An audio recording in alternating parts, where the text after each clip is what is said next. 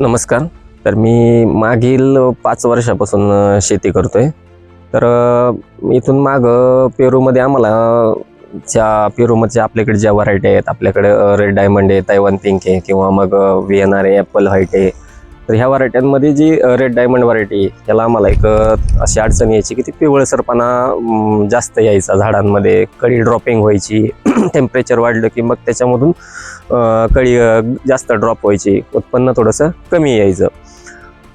मागील वर्षापासून आम्हाला जे सरांनी सांगितलं विगर या कंपनीबद्दल, आणि त्या विगर या कंपनीचे आम्ही प्रोडक्ट वापरायला सुरुवात केली.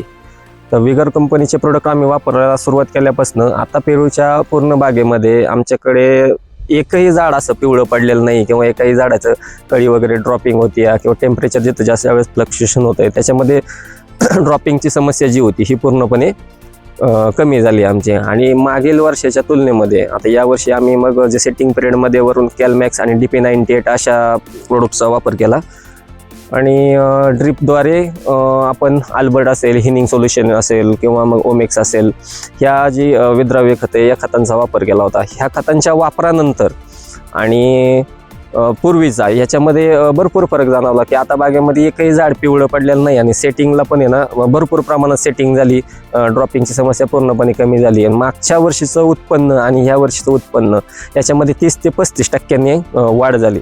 तसंच याच्याबरोबर जे विगरचे अगोदर प्रोडक्ट आहेत, झिंक 70 असेल, त्याच्यामध्ये बायो20 असेल किंवा सिक्वेन्शियल असेल, मायक्रोमॅक्स असेल, यांचे मायक्रोन्यूटन आणि जे NPK असेल, हे पूर्ण खतांचा आपण पेरूमध्येच नाही तर बाकीच्या पिकांमध्ये पण वापर करतो. सगळ्या पिकांमध्ये तर चांगला फरक एक दिसून आलेला आहे.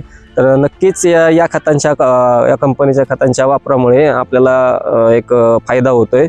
तर सगळ्या शेतकरी बांधवांना माझी एक विनंती आहे की तुम्ही एकदा हे प्रोडक्ट वापरून बघा विगर कंपनीचे, तुम्हाला नक्कीच फायदा होईल त्याच्यामध्ये.